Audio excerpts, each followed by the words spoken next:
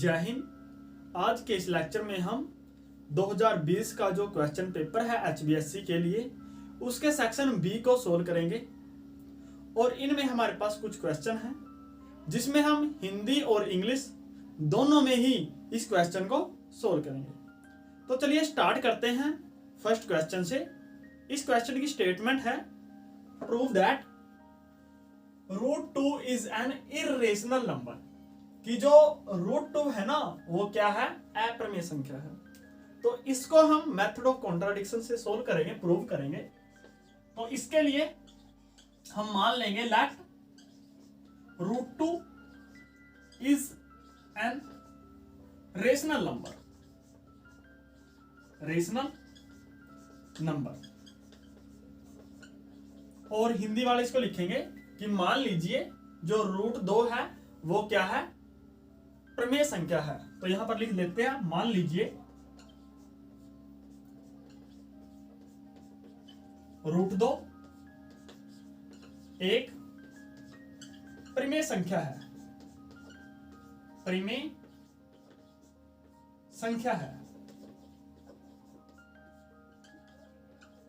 अब देखिए अगर ये प्रमेय संख्या है, अगर ये रेशनल नंबर है, तब इसको हम p बटे क्यू की फॉर्म में लिख सकते हैं। तो √2 को लिख सकते हैं हम p बाय क्यू की फॉर्म में, वेयर जहां जो p और क्यू है ना, p and Q R integer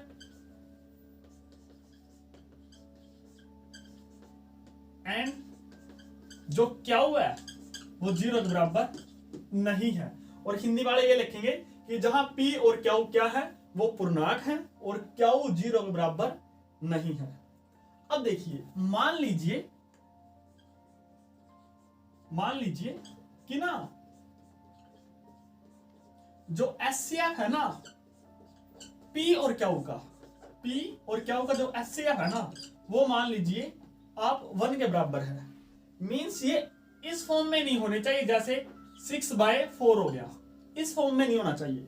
इसको हम देखो काट के लिख सकते हैं, इसको हम 3/2 की फॉर्म में लिख सकते हैं। ये फॉर्म होना चाहिए क्योंकि 6 का और 4 का HCF 2 है, लेकिन इसका HCF कितना है, वो 2 है। अब देखो अगर मैं ये लूं, जो यहां पर ये रूट है तो उस साइड जाएगा, ये स्क्वायर होगा, तो जो 2 होगा वो कितना होगा, p/q का होल स्क्वायर, ये होगा। दिस इंप्लाई 2 इक्वल, अब यहां पर p का भी स्क्वायर है डिवाइड बाय क्यू का भी स्क्वायर है, क्यू का स्क्वायर उस साइड जाकर गुणा में होगा, तो 2 क्यू का स्क्वायर इक्वल p का स्क्वायर है। इसको आप मान लो ये इक्वेशन है फर्स्ट। अब 2 को उस साइड भेजो तो क्यू का स्क्वायर इक्वल है p का स्क्वायर डिवाइड बाय 2, ये है। अब देखिए यहां पर आप देख सकते हो कि अगर मैं p के स्क्वायर को 2 से डिवाइड करूं तो कितना आएगा, क्यू का स्क्वायर आएगा। इसका मतलब ये है 10। जो 2 है ना वो किसको डिवाइड कर रहा है, p के स्क्वायर को डिवाइड कर रहा है। तो यहां पर ये कंडीशन होगी, जो p है ना 2 वो p को भी डिवाइड करेगा।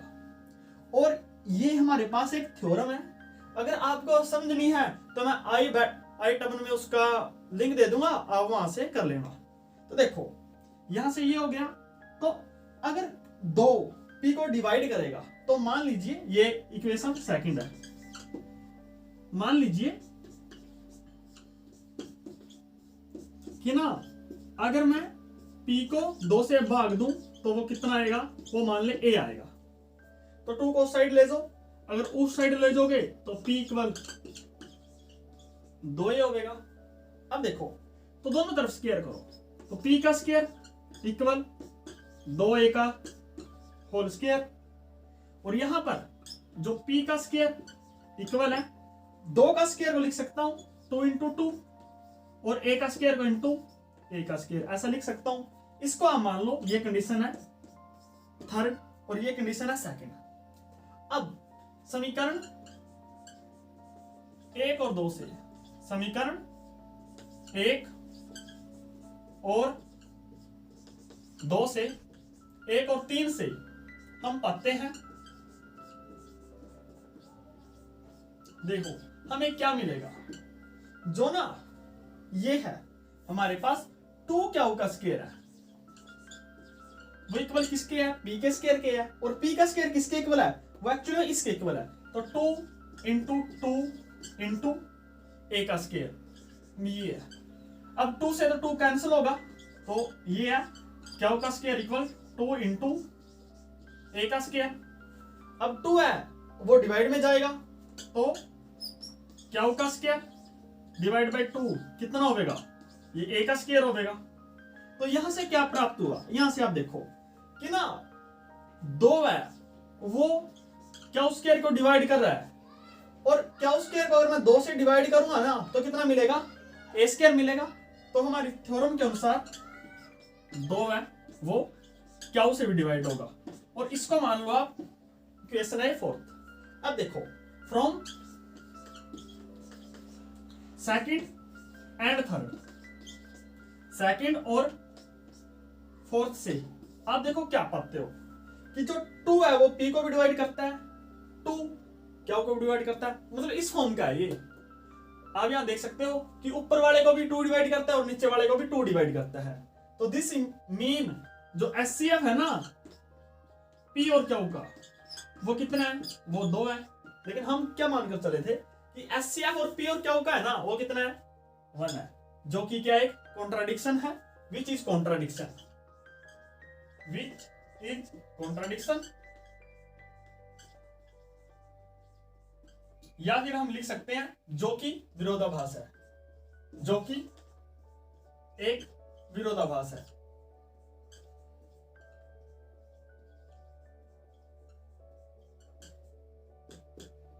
तो हम ये बोल सकते हैं हेंस जो √2 है ना वो क्या है, वो रेशनल तो नहीं हो सकता।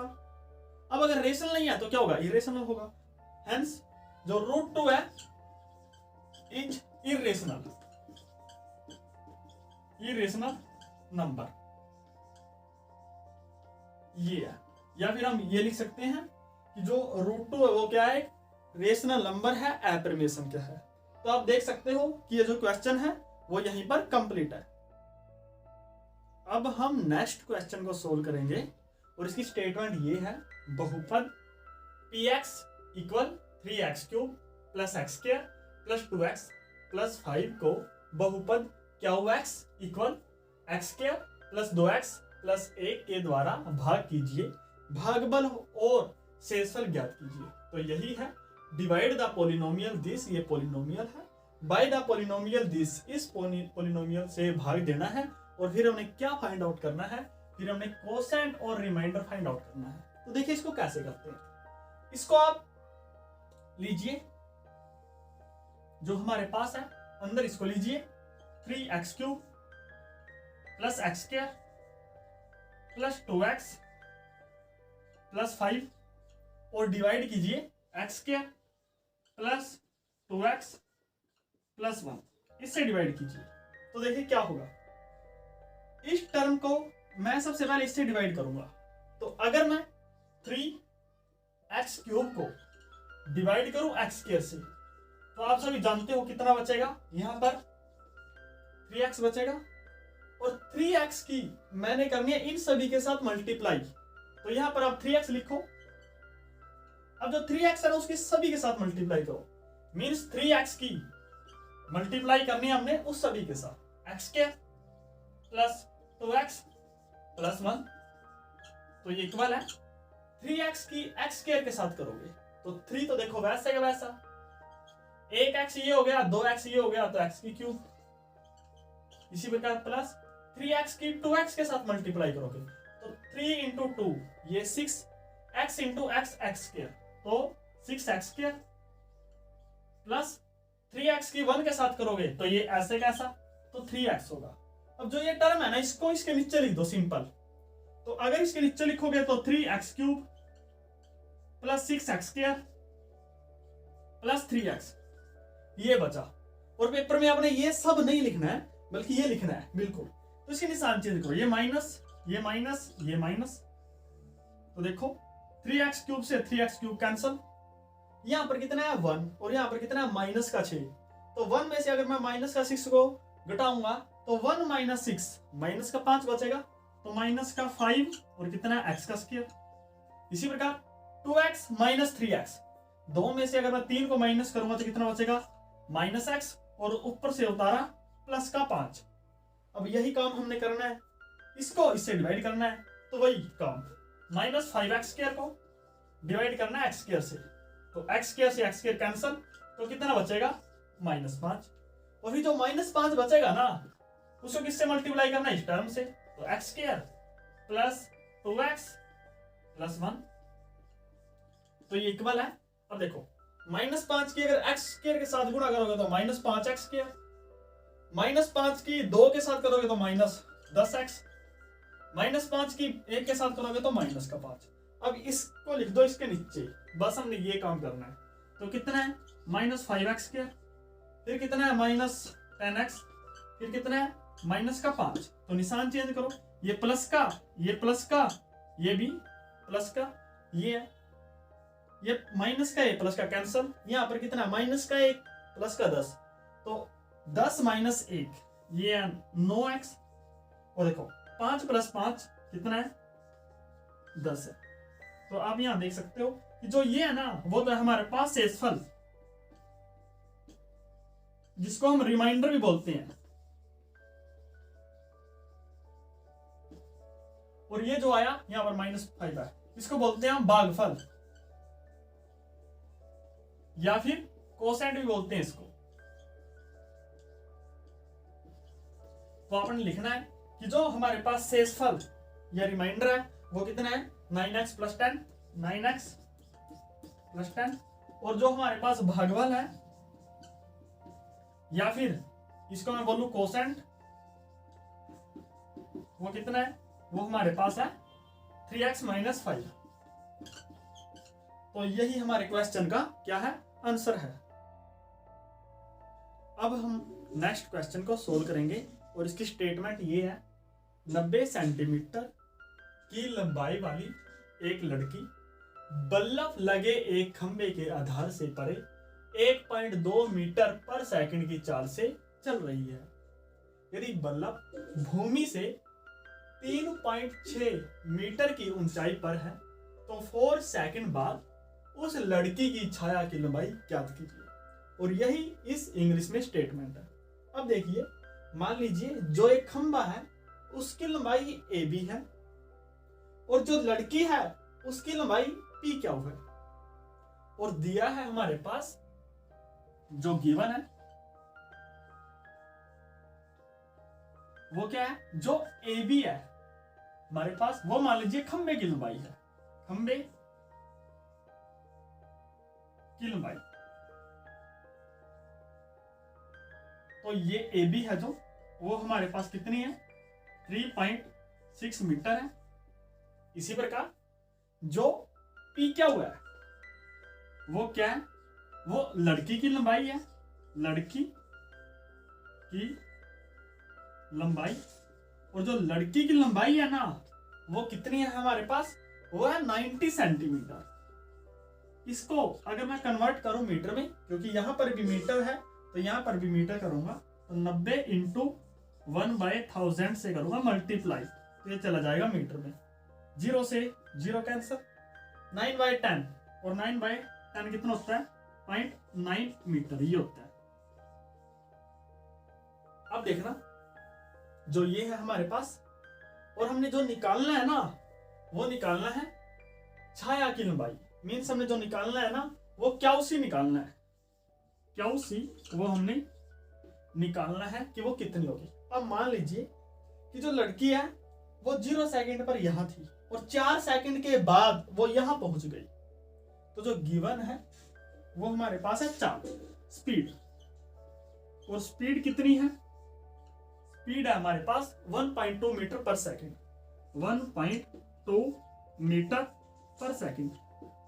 और स्पीड क्या होती है, स्पीड होती है वेलोसिटी, जो इससे v से डिनोट करते हैं स्पीड को, v से, और जो v है वो क्या होता है डिस्टेंस बाय टाइम। ये कितना हो गया 1.2 मीटर पर सेकेंड। ये हो गया। डिस्टेंस कितना है, डिस्टेंस ट्रैवल करा है बी क्यू, तो बी क्यू डिवाइड बाय यहां पर है बी क्यू, और जो टाइम लिया यहां तक पहुंचने के लिए वो कितना लिया 4 सेकेंड, तो ये कितना है 1.2 है। तो इसको उस साइड भेज दो, तो अगर उसको इस साइड भेजूंगा तो बी क्यू इक्वल आएगा 1.2 इंटू 4, तो बी क्यू होगा जो, तो ये आएगा 4.8 मीटर, ये आ गया हमारे पास। अब देखो, अब अगर मैं ट्रायंगल दो ले, इन triangle A B C and P Q C, आप ये देख सकते हो कि दोनों ट्रायंगल सिमिलर है। जैसे अगर मैं प्रूव करना चाहूं एंगल बी बराबर एंगल क्यू है, क्योंकि दोनों 90 डिग्री के हैं। इसी प्रकार angle C equal angle C है, क्योंकि दोनों में कॉमन है। तो बाय ए ए, जो एक ट्रायंगल है हमारे पास,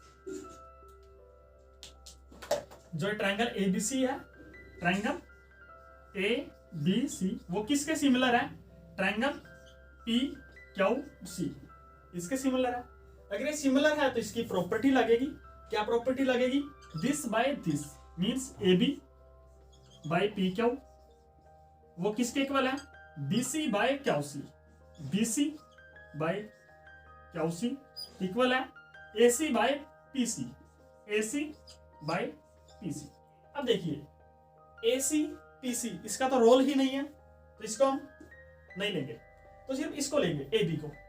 तो देखो ए बी है जो, वो हमारे पास कितनी है 3.6 मीटर है, डिवाइड बाय पी क्या है जो, वो 0.9 मीटर है, इक्वल जो बी सी है, बी सी को मैं लिख सकूं B Q plus Q C लिख सकूं ना, तो B Q plus Q C divide by Q C वैसे का वैसा, तो ये है। अब देखना पॉइंट से यहां पर पॉइंट के बाद एक डिजिट है, यहां भी पॉइंट के बाद एक डिजिट है, तो पॉइंट से पॉइंट कैंसल, मीटर से मीटर कैंसल, तो ये होगा 36/9, और 36/9 कितना होता है, 36/9 वो होता है 4 equal B Q, B Q का वैल्यू कितना है, बी क्यू का वैल्यू है 4.8 plus Q C divide by Q C. अब जो ये क्यू सी है वो इस साइड जाएगा, तो ये होएगा 4 इंटू क्यू सी, ये क्यू सी इस साइड आएगा तो माइनस क्यू सी इक्वल 4.8, तो 4 Q C minus 1 Q C, ये 3 क्यू सी, कितना होगा 4.8, तो क्यू सी का वैल्यू कितना आएगा 4.8/3, तो क्यू सी का वैल्यू आएगा 4.8 divide by 3 that is 1.6 metre. तो आप यहां देख सकते हो कि जो शैडो है वो हमारे पास क्यू सी है, और वो हमारे पास कितनी है 1.6 मीटर है, यही हमारा आंसर है। अब हम नेक्स्ट क्वेश्चन सोल्व करेंगे, और इसकी स्टेटमेंट ये है कि हमने प्रूव करना है secant A into 1 minus sine A into secant A plus tan A वो इक्वल प्रूव करना है 1 के। तो अगर हम सोल्व करें इसकी लेफ्ट हैंड साइड में ये, तो लेफ्ट हैंड साइड लेने पर तो देखना क्या होगा, अगर हम लेफ्ट हैंड साइड ले तो इसको देखो secant A into 1 minus sine A into secant A plus tan A, ये है, ये इक्वल होगा, इसको लिख सकते हैं सीकेंट ए वैसे का वैसा, इसको 1 माइनस साइन ए वैसे का वैसा, और इसको सीकेंट को मैं लिख सकता हूं 1 डिवाइड बाय कोस ए, तो 1 डिवाइड बाय कोस ए। इसी प्रकार टेन ए को लिख सकता हूं plus sine A divide by cos A, ये है। अब देखना ये इक्वल है secant A 1 minus sine A. अब देखो कोस और कोस कॉमन है, तो ऊपर बचेगा 1 प्लस साइन ए और नीचे बचेगा कोस ए, ये है। अब देखो सीकेंट ए तो वैसे का वैसा इंटू इसको लिख लो आप 1 बाय कोस ए वैसे का वैसा इंटू, अब ये देखो 1 minus sine A into 1 plus sine A, तो यहाँ पर होगा a minus B into A plus B, means a का स्केयर माइनस b का स्केयर, और a का स्केयर मीन्स 1 का स्केयर 1 माइनस b का स्केयर, तो ये साइन स्केयर a, तो ये है सीकेंट ए को मैं लिख सकता हूं 1 by cos A into 1 by cos A, और जो इसका वैल्यू होता है ना, देखो हम सभी जानते हैं जो साइन स्केयर ए प्लस कोस स्केयर ए वो किसके इक्वल होता है, वो 1 के इक्वल होता है।